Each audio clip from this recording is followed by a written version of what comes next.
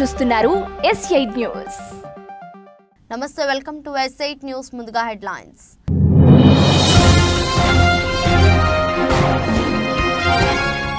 తైవాన్లో భారీ భూకంపం, సునామీ హెచ్చరికలు జారీ.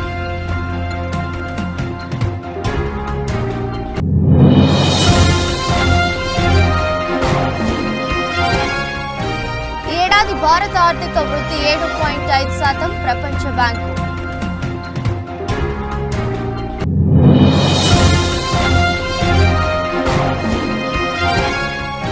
బీజాపూర్ ఎన్కౌంటర్, 13కు చేరిన మృతుల సంఖ్య.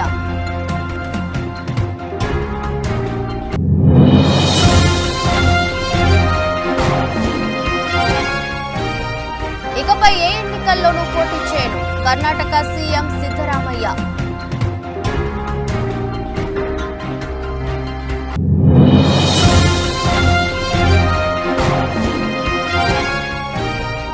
నిప్పులు కక్కుతున్న భానుడు, ఏప్రిల్లో తొలినాల్లోని రోళ్లు పగిలేలా ఎండలు.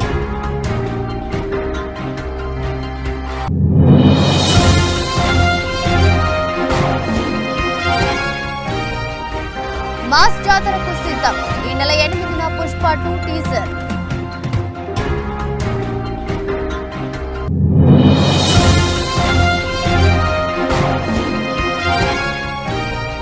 మయాంక్ మెరుపులు, బెంగళూరు బ్యాటర్లను ఆటాడుకున్న లక్నో పేసర్.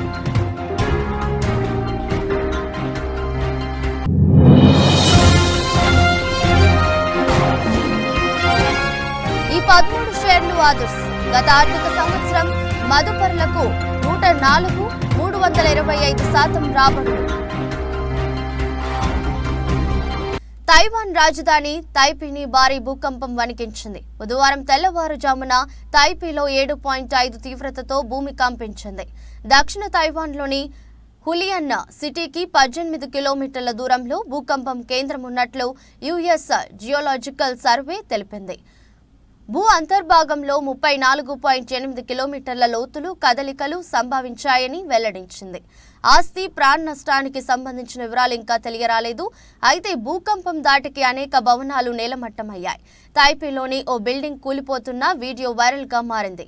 గత 25 ఏళ్లలో భారీ భూకంపం రావడం ఇదే మొదటిసారని అధికారులు తెలిపారు.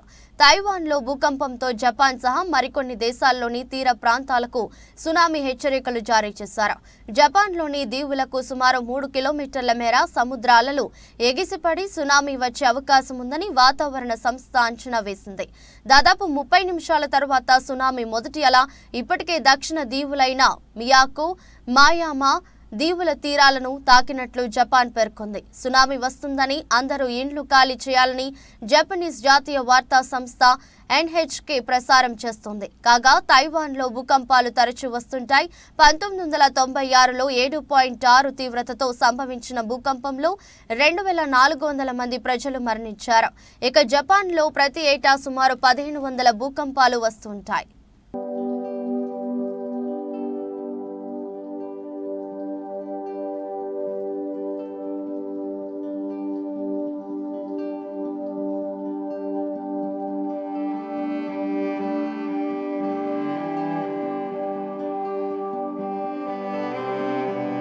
ఈ ఏడాది భారత ఆర్థిక వృద్ధి 7.5% ఉంటుందని ప్రపంచ బ్యాంక్ అంచనా వేసింది. గతంలో ఇదే ఆర్థిక సంవత్సరానికి వేసిన అంచనాలను ఆ బ్యాంక్ మార్చివేసింది. అయితే ఈ ఏడాది దక్షిణాసియాలో ఆర్థిక వృద్ధి బలంగా ఉందని, అది 6% ఉంటుందని కూడా ప్రపంచ బ్యాంక్ వెల్లడించింది. భారత్లో వృద్ధి జోరుగా ఉందని, ఇక పాకిస్తాన్, శ్రీలంక దేశాల్లోనూ ఆశించిన దానికన్నా ఎక్కువ స్థాయిలో రికవరీ ఉందని వరల్డ్ బ్యాంక్ అంచనా వేసింది. సౌత్ ఏషియా డెవలప్మెంట్ రిపోర్టులో ఈ విషయాన్ని తెలిపారు. రాబోయే 2 ఏళ్లలో దక్షిణ ఆసియాలో ఆర్థిక వృద్ధి ప్రపంచంలోనే అత్యంత వేగవంతంగా ఉంటుందని రిపోర్టులో పేర్కొన్నారు. 2025 నాటి సౌత్ ఏషియాలో వృద్ధి 6.1%గా ఉంటుందని అంచనా వేశారు.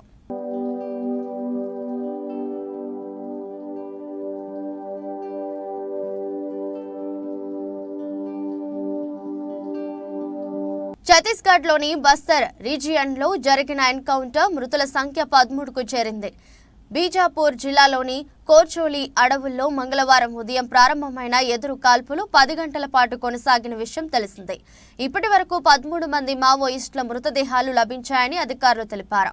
పోలీసు ఉన్నతాధికారులు వెల్లడించిన వివరాల ప్రకారం బీజాపూర్ జిల్లా అడవుల్లో మావోయిస్టులు ప్లీనరీ నిర్వహించనున్నట్టు సమాచారం అందింది. దీంతో ఉన్నతాధికారుల ఆదేశాల మేరకు జిల్లా reserve guards, CRPF, cobra, Bastar fighters, Chhattisgarh armed force భద్రతా బలగాలు గంగలూరు పోలీస్ స్టేషన్ పరిధిలోని అడవులను చుట్టుముట్టాయి. ఈ క్రమంలో మంగళవారం ఉదయం కోర్చోలి సమీపంలోని లేంద్ర అడవుల్లో తారసపడిన మావోయిస్టు దళాలు జవాన్లపై కాల్పులకు దిగాయి. వెంటనే జవాన్లు అప్రమత్తమై ఎదురు కాల్పులు జరిపారు. 2 గ్రూపుల మధ్య దాదాపు 2 గంటల పాటు తుపాకుల మోత మోగింది. ఎన్కౌంటర్ అనంతరం భద్రతా బలగాలు ఘటనా స్థలాల్లోని మొత్తం 13 మంది నక్సలైట్ల మృతదేహాలతో పాటు భారీ ఎత్తున ఆయుధ వస్తు సామాగ్రిని స్వాధీనం చేసుకున్నారు. సెర్చ్ ఆపరేషన్ కొనసాగుతున్నది ఐజీపీ సుందర్ రాజ్ తెలిపారు. తాజా ఎన్కౌంటర్లో డీవీసీ మెంబర్ క్రాంతి ముచ్చటతో పాటు మరో కీలక సభ్యుడు పాపారావు మృతి చెందినట్లు ప్రాథమిక సమాచారం అందింది. మావోయిస్టులు భారీ సంఖ్యలోనే గాయపడ్డట్లు భద్రతా దళాలు అంచనా వేస్తున్నాయి.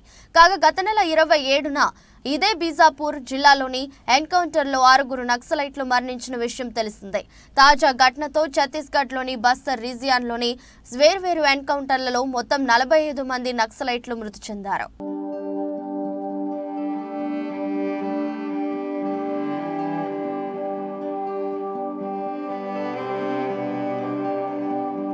ఇకపై తాను ఏ ఎన్నికల్లోనూ పోటీ చేయబోనని కర్ణాటక సీఎం సిద్ధరామయ్య మంగళవారం పేర్కొన్నారు. మైసూరులో ఆయన మాట్లాడుతూ వచ్చే అసెంబ్లీ ఎన్నికల్లో వరుణ నుంచి మరోసారి పోటీ చేయాలని ప్రజలు కోరుతున్నారని తెలిపారు. ప్రస్తుతం నా వయసు 77 ఏండ్లు. ఇకపై తాను ఏ ఎన్నికల్లో పోటీ చేయబోనని కర్ణాటక సీఎం సిద్ధరామయ్య మంగళవారం పేర్కొన్నారు. మైసూరులో ఆయన మాట్లాడుతూ వచ్చే అసెంబ్లీ ఎన్నికల్లో వరుణ నుంచి మరోసారి పోటీ చేయాలని ప్రజలు కోరుతున్నారని తెలిపారు. ప్రస్తుతం నా వయసు 77 ఏండ్లు. వచ్చే అసెంబ్లీ ఎన్నికల్లో సమయానికి 81, 82 ఏండ్లు వస్తాయి. అప్పుడు నా ఆరోగ్యం సహకరించదు. ఉత్సాహంగా పనిచేయగలనా? ఇక చాలు అని అన్నారు.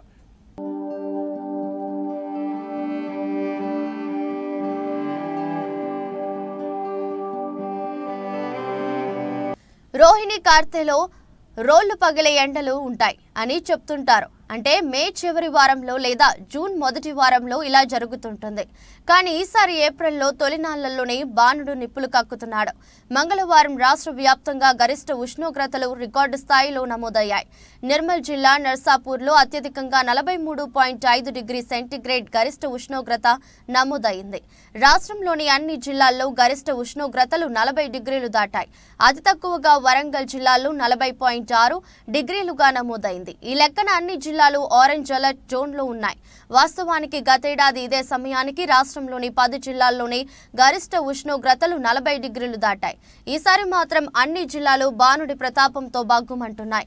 నిర్మల్ జిల్లాలో నీరుడు ఏప్రిల్ 2న అత్యధికంగా 41.6 డిగ్రీలు నమోదైతే ఈసారి ఏకంగా 2 డిగ్రీలు పెరిగింది. జగిత్యాల జిల్లాలో 3.5 డిగ్రీలు అధికంగా నమోదైంది. గ్రేటర్ హైదరాబాద్లోనూ అత్యధికంగా కుత్బుల్లాపూర్లో 42.1 డిగ్రీల గరిష్ట ఉష్ణోగ్రత రికార్డైంది.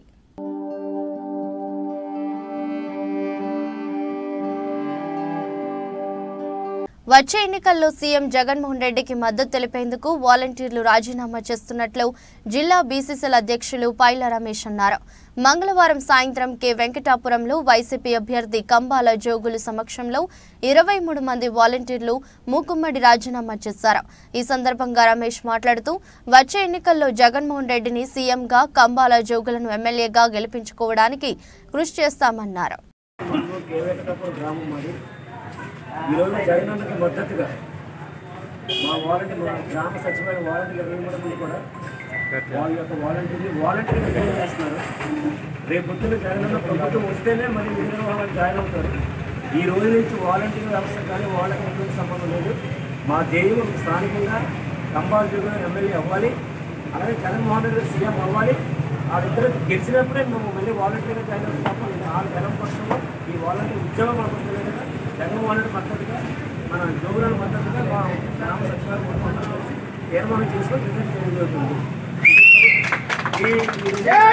స్థానిక ఎంపీ సమర్పించడం జరుగుతుంది. జై హింద్, జై జగన్. ఎంపీ కేశినేని నాని విమర్శలను ఖండించిన మైలవరం ఎమ్మెల్యే వసంత కృష్ణ ప్రసాద్ పూర్తి వీడియో.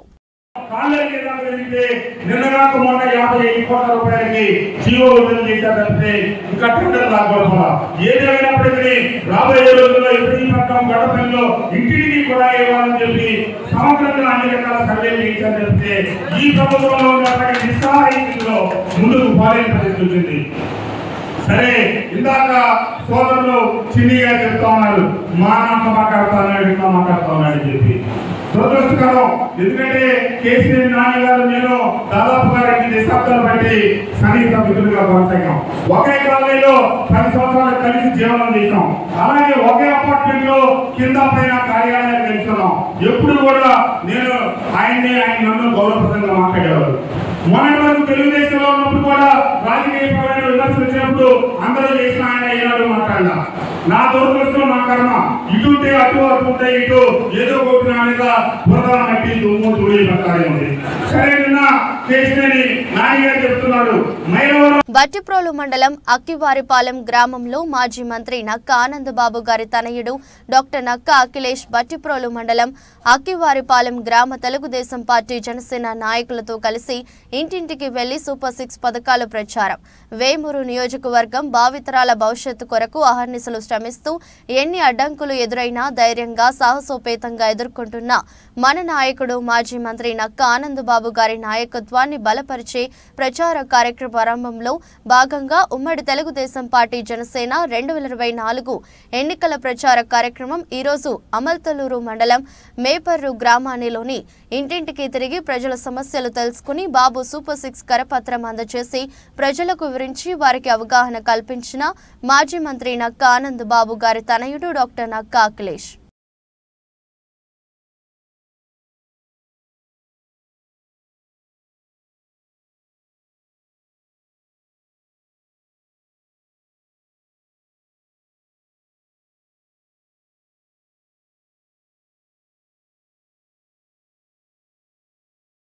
చోడవరం మండలం ముఖ్య నాయకులతో సమావేశమైన చోడవరం నియోజకవర్గం వైసీపీ అభ్యర్థి శ్రీ కరణం ధర్మశ్రీ మరియు అనకాపల్లి పార్లమెంటరీ ఎంపీ అభ్యర్థి శ్రీ బూడి ముత్యాల నాయుడు. ఈ సమావేశంలో ఇరువురు మాట్లాడుతూ రేపు జరగబోయే సార్వత్రిక ఎన్నికలలో ఫ్యాన్ గుర్తుపై ఓటు వేసి అఖండ మెజారిటీతో గెలిపించవలసిందిగా చెప్పడం జరిగింది. అభ్యర్థిగా నన్ను ప్రకటించినప్పటికీ కూడా జగన్మోహన్ రెడ్డి గారు తీసుకున్నటువంటి అత్యంత కీలకమైనటువంటి నిర్ణయం వల్ల మరలా అనకాపల్లి పార్లమెంట్ అభ్యర్థిగా పోటీ చేయడం జరుగుతూ ఉంటుంది.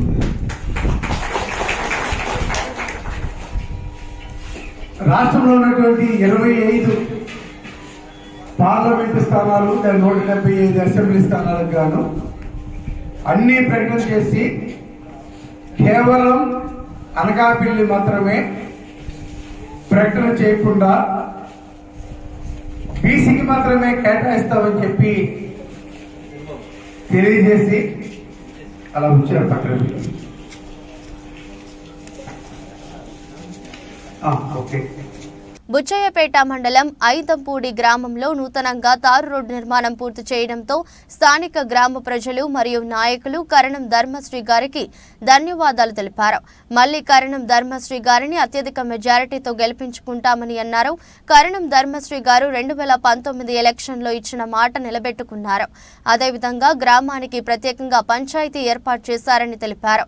ప్రతి ఇంటికి కుళాయిలు అందించడంలో ఎంతో కృషి చేశారని హర్షం వ్యక్తం చేశారు.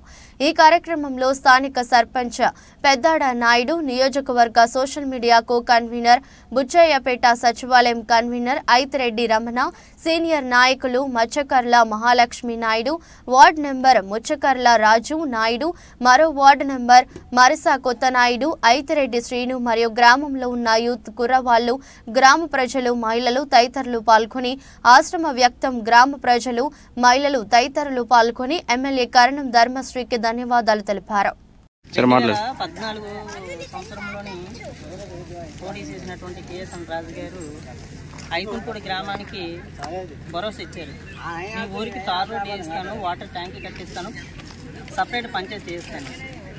2014 పదవీ కాలం పూర్తి అయిపోయింది. 2019లోని 2009లో చెప్పారు, 2009లో చెప్పారు, 2014లో చెప్పారు. సో 2 దఫాలు పూర్తి చేసుకొని ఏ ఒకటి ఉన్నటువంటి 3 హామీలు కొద్ది ఒక్కటి కూడా హామీ నెరవేర్చలేనటువంటి ఏక నాయకుడు ఎవరైనా ఉందంటే అది కేఎస్ రాజు గారని నిలుపగలం. 2019లోని ధర్మశ్రీ గారు మాకు మాట ఇచ్చారు, నేను కంపల్సరీగా విన్ అవుతాను, మీదన అధికారం వస్తుంది, కంపల్సరీగా మీకు ఇచ్చినటువంటి 3 వాగ్దానాలు కూడా నేను నెరవేరుస్తాను అనేసి మా గ్రామంలోని చెప్పడం జరిగింది. ఫస్ట్ విడతలోనే అతను గెలిచిన మరోక్షణం 3 నెలల కిందటే 3 నెలల మంగళగిరి టౌన్లోని పలువురు తటస్థులను మర్యాదపూర్వకంగా కలిశాను. ఈ సందర్భంగా చేనేతలు ఎదుర్కొంటున్న సమస్యలతో పాటు మంగళగిరి అభివృద్ధికి చేపట్టాల్సిన చర్యలపై వారితో చర్చించాను. టీడీపీ హయాంలో ఇచ్చిన యాన్ సబ్సిడీ, కలర్ సబ్సిడీ పథకాలను వైసీపీ ప్రభుత్వం ఎత్తేసింది. ఇస్తామన్న నేతన్న నేస్తం కూడా కేవలం సొంత మగ్గాలు ఉన్న వారికి అని కండిషన్ పెట్టింది. దీంతో 90% మందికి సాయం అందడం లేదు. తెలుగుదేశం ప్రభుత్వ హయాంలో చేనేతలకు చేనేత రుణమాఫీ కింద 110 కోట్ల రూపాయలు చెల్లించాం. ఆదరణ పథకం ద్వారా ప్రతి చేనేత కార్మికుని కుటుంబానికి 30,000 రూపాయల విలువైన చేనేత పనిముట్లు అందించాం. రాబోయే ఎన్నికల్లో అధికారంలోకి వచ్చాక చేనేత ఉత్పత్తులపై జీఎస్టీ భారం లేకుండా చేస్తాం. గత ప్రభుత్వంలో అమలు చేసిన పథకాలు పునరుద్ధరించడంతో పాటు ఇన్సూరెన్స్ సౌకర్యం కల్పిస్తాం. చేనేతలకు 200 యూనిట్ల ఉచిత విద్యుత్ అందజేస్తాం.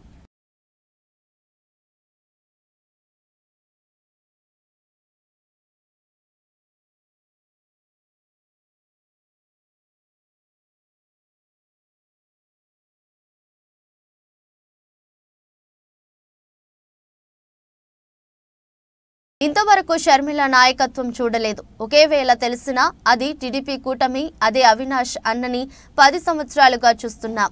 ఎప్పుడు అందుబాటులో ఉంటాడు? అందరికీ తెలియచేయవలసిన వ్యక్తే. తనను గెలిపించుకోవాల్సిన బాధ్యత మన యువత చేతిలో ఉంది. అవినాష్కే ఓటు వేద్దామని జనార్దన్ రెడ్డి కోరారు.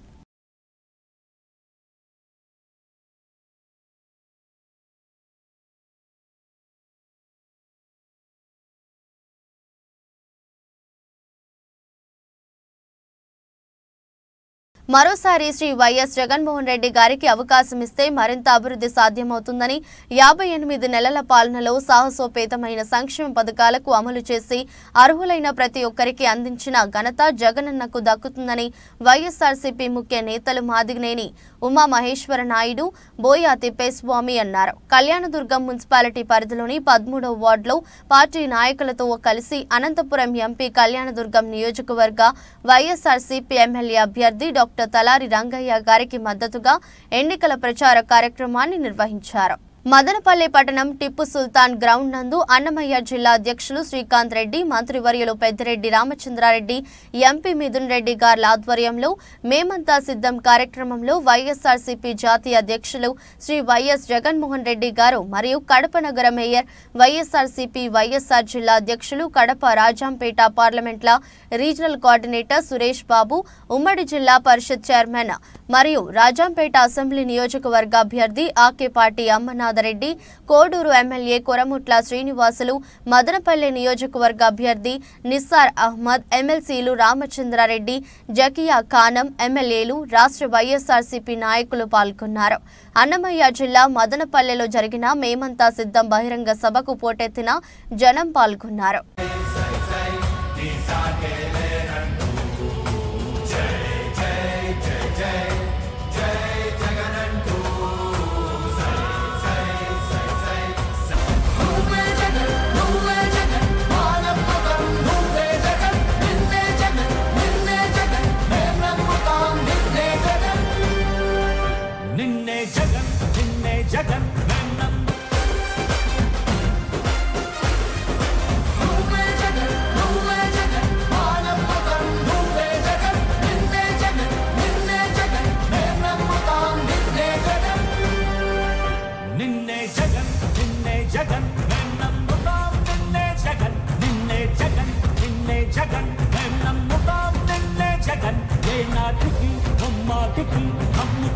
కంబదూరు మండల కేంద్రంలో పింఛన్ డబ్బుల కోసం వృద్ధుల అగచాట్లు పడుతున్నారు.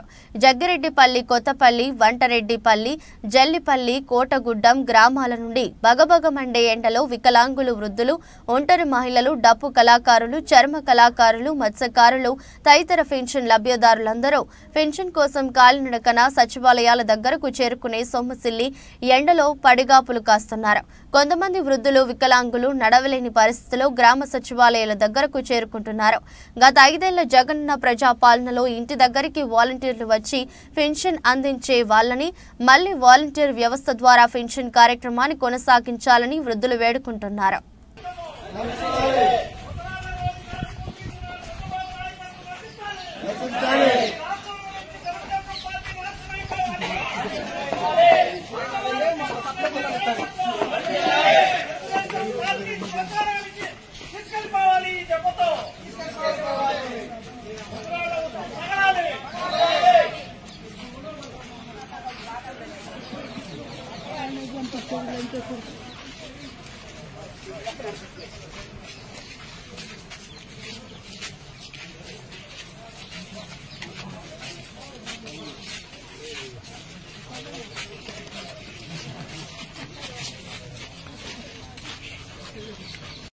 రాజకీయ కక్ష సాధింపులు భాగంగా అధికార పార్టీ నాయకుల ఒత్తిడి మేరకు నందికొండ మున్సిపాలిటీ పరిధిలోని హిల్ కాలనీలో మాజీ ఎమ్మెల్యే నోముల భగత్ కుమార్ ఇల్లు సీజ్ చేశారు అధికారులు. ఇంట్లో ఎవరూ లేని సమయంలో ఇంటి తాళాలు పగలకొట్టి ఇంటిని సీజ్ చేసిన అధికారులు విషయం తెలుసుకుని హైదరాబాద్ నుంచి హలియా మీదుగా నాగార్జున సాగర్ వెళ్తున్న మాజీ ఎమ్మెల్యేను హలియా మున్సిపాలిటీ పరిధిలోని అలీనగర్ వద్ద పోలీసులు అడ్డుకున్నారు. ఈ సందర్భంగా మాజీ ఎమ్మెల్యే నోముల భగత్ పోలీసులతో వాగ్వాదానికి దిగారు. నాకు నోటీసులు ఇవ్వకుండా, ఎలాంటి సమాచారం తెలియకుండా ఇంట్లో ఎవరూ లేని సమయంలో ఇంటి తాళాలు పగలకొట్టి ఇంటిని సీజ్ చేయటం అన్యాయమని ఫైర్ అయ్యారు. ఇరిగేషన్ డిపార్ట్మెంట్ వాళ్ళు ఈ 19 క్వార్టర్స్ నందికొండ మున్సిపాలిటీలో ఉంటున్న నా క్వార్టర్స్ని నాకు గత 5 రోజులు వాళ్ళు ఒక లెటర్ రాసినప్పుడు మీరు కాంపిటెంట్ అథారిటీ కాదు, కేసీఆర్ గారి హయాంలో నందికొండ మున్సిపాలిటీ క్వార్టర్స్ అన్ని కూడా అక్కడ ఉన్న స్థానికంగా వాళ్ళకి ఇవ్వాలని చెప్పేసి ఒక జీవో తీసుకొచ్చి అవన్నీ కూడా రెవెన్యూ డిపార్ట్మెంట్కి అప్పచెప్పినాము. మీకు అథారిటీ లేదని చెప్పినా కానీ వాళ్ళు ఒక నోటీస్ సర్వ్ చేస్తే దానికి నేను రిప్లై ఇచ్చి కాంపిటెంట్ అథారిటీ నాకు కనుక నోటీస్ ఇస్తే వాళ్ళకి నేను మాట్లాడతానని చెప్పేసి చెప్పడం జరిగింది.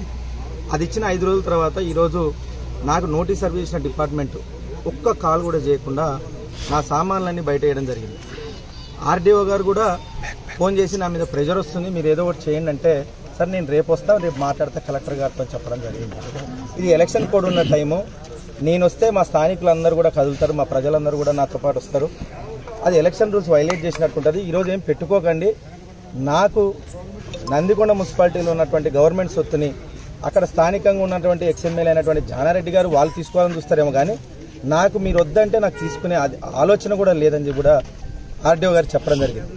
ఇవన్నీ చెప్పినా కానీ హుటాహుటిన నన్ను ఫోన్లు చేసి 10ల సంఖ్యలో ఫోన్లు చేసి నేను ఫోన్లు చేస్తే ఆర్డీఓ గారికి ఆయన ఫోన్ లేపకుండా, కలెక్టర్ గారు ఫోన్ లేపకుండా, ఇరిగేషన్ డిపార్ట్మెంట్ వాళ్ళు ఫోన్ లేపకుండా ఈరోజు నా సామాన్లన్నీ బయటేసి పంచనామా చేస్తున్నామంటే అక్కడ చాలా విలువైన సొత్తు ఉంది.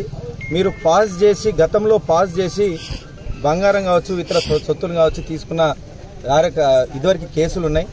అందులో నా ప్రాపర్టీ మిస్ అవుతుంది సార్, నేను రానియండి అని చెప్దామని ఎంత ప్రయత్నం చేసినా నా ఫోన్ ఎవరు లిఫ్ట్ చేయలేదు. ఇదే ఆర్డీఓ గారు నాకు ఏదైతే కాల్ చేశారో దాదాపుగా 15 మిస్డ్ కాల్ ఈయనకు కలెక్టర్ గారికి కంటిన్యూస్గా కొడుతున్నా, ఆపండి మీరు తీసుకోండి కానీ నా సమక్షంలో చేయండి. నాకు నోటీస్ సర్వ్ చేసినటువంటి ఇరిగేషన్ డిపార్ట్మెంటు వాళ్ళు నాకు ఒక్క ఫోన్ కూడా చేయకుండా ఈరోజు అక్కడ నా ఇల్లు ఖాళీ చేపిస్తున్నారు. ఈరోజు జానారెడ్డి గారికి ఈ 12 క్వార్టర్స్లో ఉండడం ఆయనకెంత హక్కు ఉందో, నేను ఒక ఎక్స్ఎమ్మెల్యేగా నేను కూడా ఈ 19లో ఉండడం అంతే హక్కు ఉంది నాకు. మీరు నా అభిమానులు ఎంతో ఆతృతగా ఎదురుచూస్తున్న పుష్ప 2 అప్డేట్ వెలువడింది. చిత్ర కథానాయకుడు అల్లు అర్జున్ జన్మదినం సందర్భంగా ఈ నెల 8న టీజర్ ను విడుదల చేయబోతున్నట్లు నిర్మాణ సంస్థ మైత్రి మూవీ మేకర్స్ ప్రకటించింది. సోషల్ మీడియా వేదిక ద్వారా ఓ పోస్టర్ ను పంచుకుంది. దీనికి పుష్ప మాస్ జాతర కోసం వేచి చూడండి అంటూ క్యాప్షన్ ను జోడించింది. తాజా అప్డేట్ తో బన్నీ అభిమానులు సంబరపడుతున్నారు. సుకుమార్ దర్శకత్వంలో తెరకెక్కుతున్న పుష్ప 2 చిత్రంపై దేశవ్యాప్తంగా భారీ అంచనాలు ఏర్పడ్డాయి. పడ్డాయి. తొలి భాగానికి వచ్చిన అపూర్వ ఆదరణ దృష్ట్యా సీక్వెల్ మేకింగ్ పై దర్శకుడు సుకుమార్ ప్రత్యేక శ్రద్ధ తీసుకుంటున్నారు. ఇప్పటికే విడుదలైన గ్లింప్స్ పోస్టర్స్ సోషల్ మీడియాలో అభిమానులను విశేషంగా ఆకట్టుకుంటున్నాయి. ముఖ్యంగా అల్లు అర్జున్ గంగమ్మ తల్లి గెటప్ సోషల్ మీడియాలో వైరల్ గా మారింది. ఆగస్టు 15న ప్రపంచ వ్యాప్తంగా భారీ స్థాయిలో ఈ చిత్రం ప్రేక్షకుల ముందుకు రానుంది.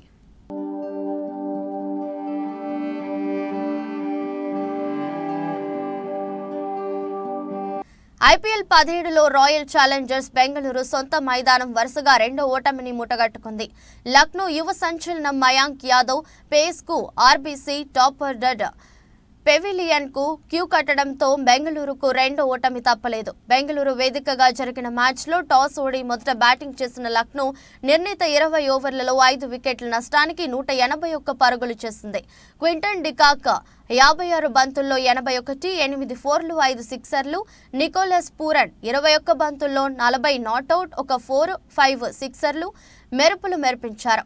అనంతరం ఛేదన్లో ఆర్సీబీ 19.4 ఓవర్లలో 153 పరుగులకే ఆల్అౌట్ అవడంతో లక్నో 28 పరుగుల తేడాతో విజయం సాధించింది. ఆ జట్టు తరపున మహిపాల్ రోమ్రర్ బంతుల్లో 33, 3 ఫోర్లు, 3 సిక్సర్లు. Top scorer player of the match Mayank Yadav 3/14 ఓవర్లు వేసి 14 పరుగులే ఇచ్చి 3 వికెట్లు పడగొట్టి ఆర్సీబీ పతనాన్ని శాసించాడు.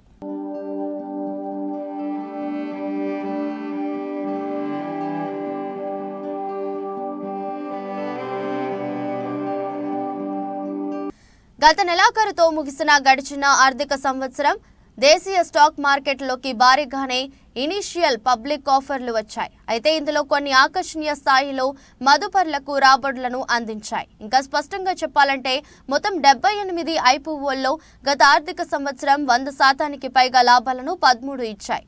వీటిలో Indian renewable energy development agency limited గరిష్టంగా 325% లాభాలను ఇన్వెస్టర్లకు పంచింది. 104.1%తో టాటా టెక్నాలజీస్ దిగువన నిలిచింది. అమెరికా మార్కెట్ల నుంచి ప్రతికూల సంకేతాలు, విదేశీ సంస్థాగత మదుపర్ల పెట్టుబడుల ఉపసంహరణ కూడా అమ్మకాల ఒత్తిడికి దారితీసిందన్న విశ్లేషణలున్నాయి.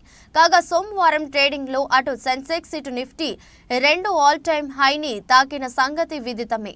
అయితే మదుపర్ల లాభాల స్వీకరణతో ఆ రికార్డు ఆఖరు దాకా నిలవలేకపోయింది. ఇదిలా ఉంటే టెక్నాలజీ, ఐటీ, టెలికాం, బ్యాంకింగ్ సూచీలు 0.71% నుంచి 0.19% వరకు కోల్పోయాయి. Kotak Mahindra, ICICI bank, HCL technologies, Infosys, TCS, Wipro, tech Mahindra, L and T షేర్లు భారీగా నష్టపోయాయి.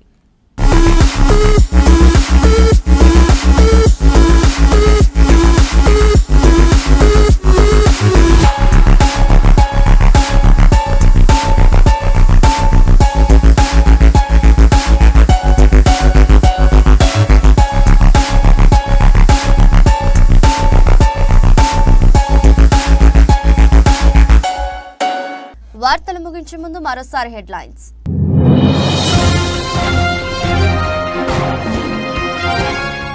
తైవాన్లో భారీ భూకంపం, సునామీ హెచ్చరికలు జారీ.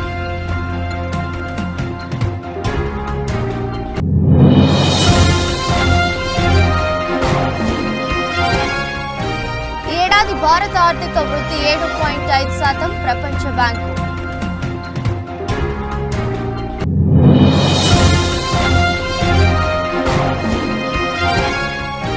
బీజాపూర్ ఎన్కౌంటర్, 13కు చేరిన మృతుల సంఖ్య.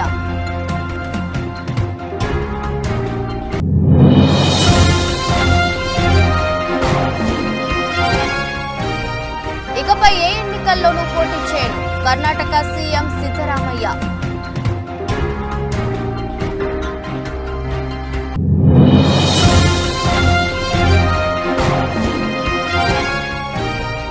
నిప్పులు కక్కుతున్న భానుడు, ఏప్రిల్లో తొలినాళ్లోని రోళ్లు పగిలేలా ఎండలు.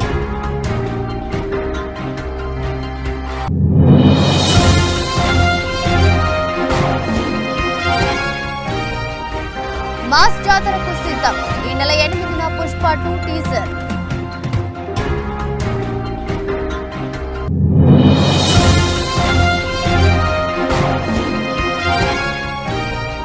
మయాంక్ మెరుపులు, బెంగళూరు బ్యాటర్లను ఆటాడుకున్న లక్నో పేసర్.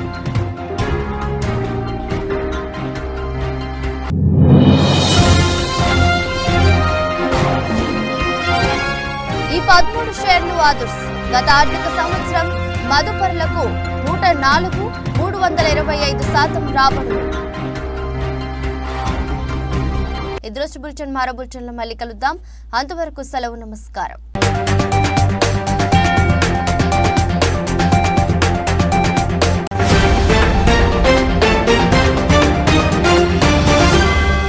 మీరు చూస్తున్నారు S8 న్యూస్.